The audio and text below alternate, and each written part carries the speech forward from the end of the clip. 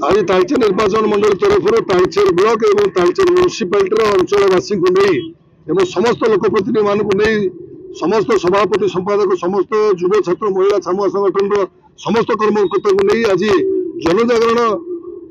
सभा कर मूल कारण है जितेबले बीजेपी सरकार आसिया पूर्व प्रतिश्रुति देते ओडिशावासी को 21 कोटी कार्य परिणत करेंगे लोक मान न्याय देवे आज प्रतिश्रुति पानी गार होती सामान्य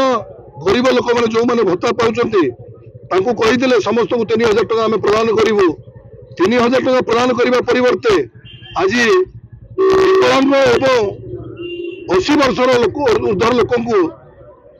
3500 टका देवाई जो योजना कर अत्यंत दुर्भाग्यजनक से केवल 5 लाख लोक उपकृत हे 52 लाख लोक बेघर हे ये सरकार एक निंदनीय परिस्थिति उपजी से निजे कथा कथा को से पालन करूना रक्षा करूम सूचाई देवाई चाहूँ जे गत काली ठारू आरंभ होती सप्ताह व्यापी जनजागरण कार्यक्रम कर प्रत्येक वार्ड रे प्रत्येक म्युनिसिपालिटी काउंसिल रे जो प्रतिश्रुति को पालन करा जाए नहीं जेपर्यंत करना ये लड़ाई जारी रही।